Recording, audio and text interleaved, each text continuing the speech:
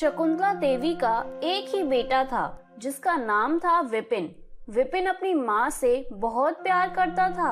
माँ, सुना आपने? राहुल नौकरी के लिए नोएडा चला गया है। भाई मैं तो कम रुपए में भी काम चला लूंगा, लेकिन ज्यादा कमाई के चक्कर में अपनी माँ को नहीं छोड़ सकता। न जाने कौन से जन्म में मोती दान किए थे मैंने, जो तेरे जैसा बेटा मेरी कोख से पैदा हुआ है। आज के जमाने में तू मुझसे इतना प्यार करता है कि अपनी तरक्की छोड़ माँ को चुन रहा है। तो क्या हुआ माँ, देखना मेरी पत्नी आपके पैर धोकर पिएगी। अपनी माँ को देवी की तरह रखूंगा मैं। विपिन ने नौकरी करने के लिए शहर जाने का विचार बिल्कुल छोड़ दिया था, लेकिन अब समस्या ये थी कि इस छोटे से कस्बे में काम करे भी तो क्या करें। विपिन अभी सोच ही रहा था कि हार्ट अटैक आने से विपिन के पिताजी की अचानक मौत हो गई। बेटा, तेरे पापा की सरकारी नौकरी थी। सरकारी नियमों के हिसाब से अब तू उनकी नौकरी पा सकता है। मेरी बात मान और तू ये नौकरी कर ले। वैसे भी सरकारी नौकरी कोई यूं ही थोड़ी मिल जाती है, बड़े पापड़ बेलने पड़ते हैं तब जाकर सरकारी नौकरी मिलती है। माँ की बात सुनकर विपिन पिता की नौकरी ज्वाइन कर लेता है। विपिन की सरकारी नौकरी लगने की खबर सुनते ही दूर और पास के रिश्तेदार अब उसके लिए रिश्ता भेजना शुरू कर देते हैं। विपिन देख तो बेटा, ये लड़की कितनी खूबसूरत है, ग्रेजुएट है और इसके पिता भी तुम्हारे पिताजी के पुराने जानने वाले हैं। कहे तो इसी के साथ तेरे फेरे करा दूं। लेकिन माँ, लड़की तो मुझसे ज्यादा पढ़ी लिखी है। अरे तो क्या हुआ? अरे बेटा, अब तो सरकारी नौकरी में है, तुम्हें पता भी है सरकारी दामाद कैसे मिलता है। पूरे 20 लाख नगद, कार और 10 तोला सोना देने को तैयार हैं लड़की वाले।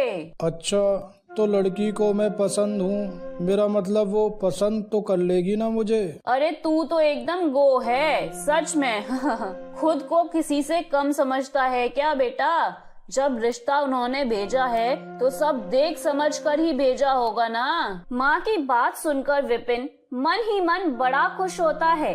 किरण सच में बहुत सुंदर थी। जल्द ही किरण और विपिन की शादी हो जाती है और किरण विपिन के घर आ जाती है।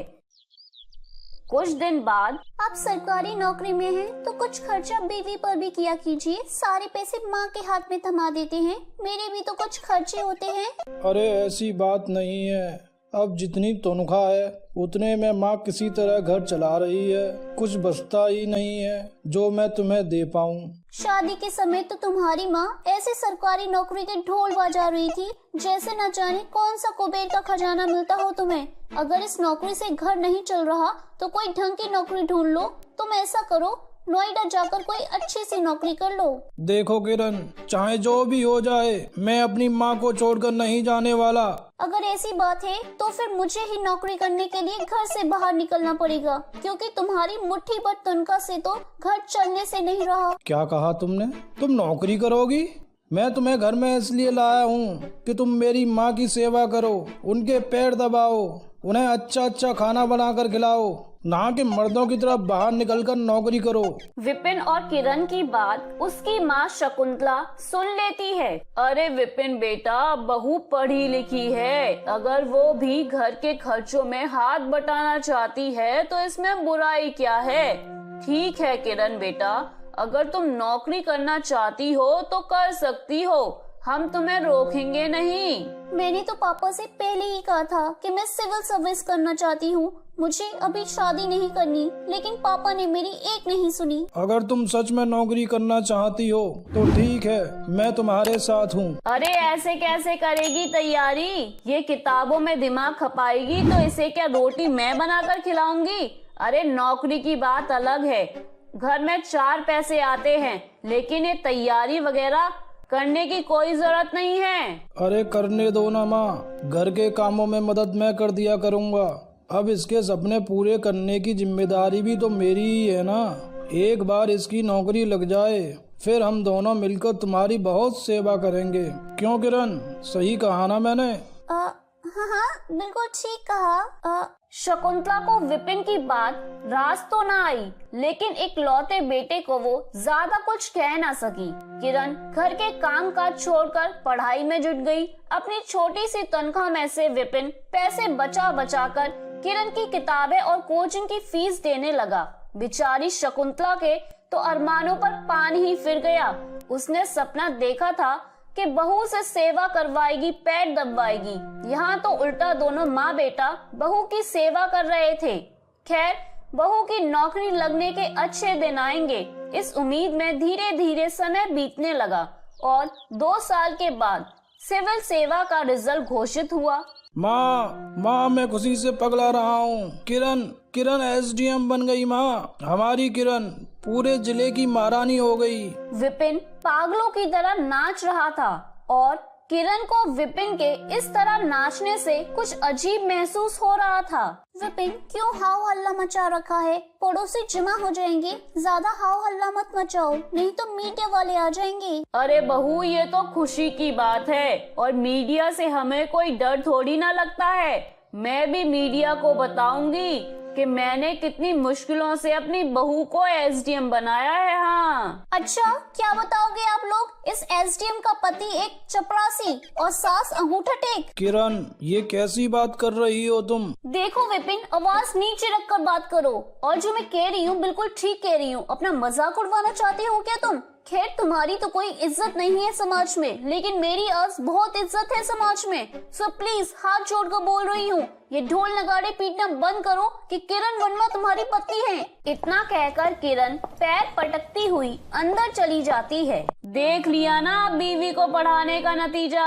अरे मुट्ठी भर तनख्वाह में से पेट काट काट कर तूने इसे कलेक्टर बनाया और आज ये तुझे ही आंखें दिखा रही है। रहने दो माँ, ठीक ही कहती है वो। बिना बात मीडिया वाले इस बात पर गला फाड़ फाड़ कर चिल्लाएंगे कि चपरासी की बीबी एसडीएम बन गई, जैसे चपरासी तो इंसान ही नहीं होता। शायद उसका लहजा गलत था, लेकिन बात तो सही थी। मुझे तो इसके लक्षण कुछ ठीक नहीं लगते बेटा, बाकी तू देख ले। कुछ दिनों बाद किरण ड्यूटी ज्वाइन कर लेती है। वो अक्सर बड़े बड़े ऑफिसर्स के साथ पार्टी में जाती, लेकिन कभी भी विपिन को अपने साथ नहीं ले जाती। उसने रिश्तेदारों से मिलना जुलना भी बिल्कुल बंद कर दिया था। एक दिन किरण अपनी माँ को फोन करती है। माँ, मेरा दम घुटता है इस घर में, मुझसे नहीं हो पा रहा है। ट्रेनिंग में मेरी एक आईएएस रैंक के ऑफिसर से दोस्ती हो गई है। मैंने उसे अभी तक नहीं बताया कि मैं शादीशुदा हूँ। मैं विपिन के साथ अपनी सारी जिंदगी नहीं बिता सकती। अरे बेटा, अब तो तू इतनी बड़ी अफसरनी बन गई है। किसने कहा तुझे उस चपरासी के साथ अपनी जिंदगी बिता? बस तलाक के कागज उसके मुंह पर मार और किसी अपनी बराबरी वाले लड़के से शादी कर ले। विपिन, मुझे सरकारी क्वार्टर मिल गया है, मैं वहाँ शिफ्ट हो रही हूँ। शिफ्ट हो रही हूँ से मतलब तुम अकेले शिफ्ट हो रही हो क्या?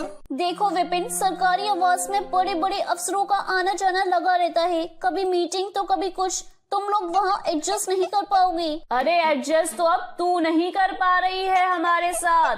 साफ साफ क्यों नहीं कह देती? तुझे शर्म आती है हमारे साथ उठने बैठने में, हमें अपना परिवार कहने में? हाँ सही कहा, आती है मुझे शर्म। मैंने आज तक किसी को नहीं बताया कि मेरा पति एक 12वीं पास चपरासी है। तो जब तुमने मुझसे शादी की थी तब क्या मैं किसी राज्य का एसडीएम था?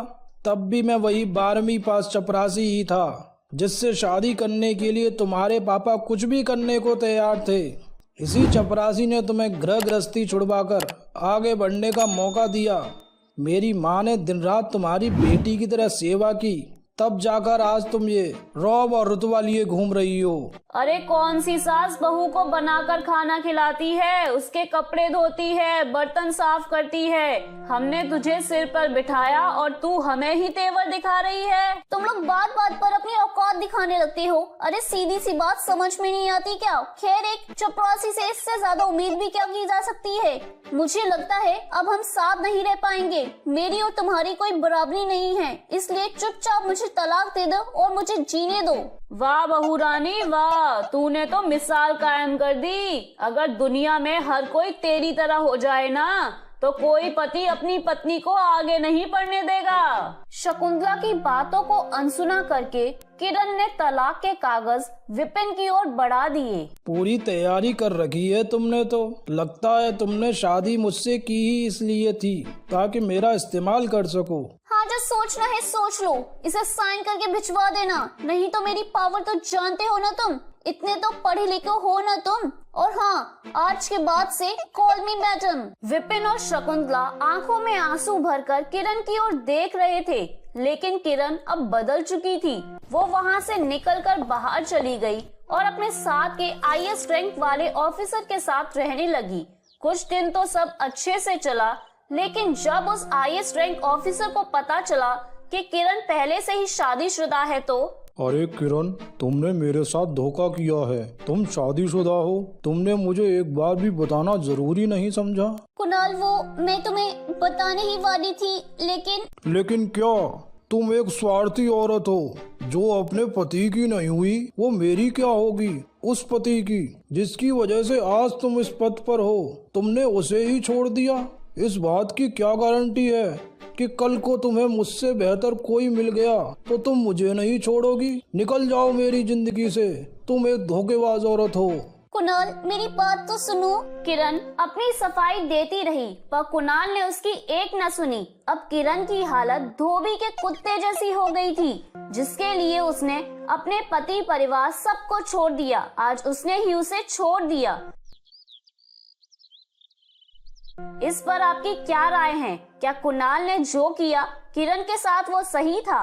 किरण ने जो अपने पति के साथ किया वो, आप हमें अपनी राय कमेंट करके जरूर बताएं। तो मेरे प्यारे दोस्तों, कैसी लगी आपको मेरी ये कहानी? मुझे कमेंट करके जरूर बताएं और अपने दोस्तों के साथ शेयर करें। अगर आपने मेरे चैनल को अभी तक सब्सक्राइब नहीं किया है तो नीचे वाले बेल आइकन को दबाकर सब्सक्राइब कर लें। तो मिलती हूँ मैं आप सभी से फिर एक नई कहानी के साथ। तब तक आप अपना ध्यान रखिए। बाय बाय दोस्तों।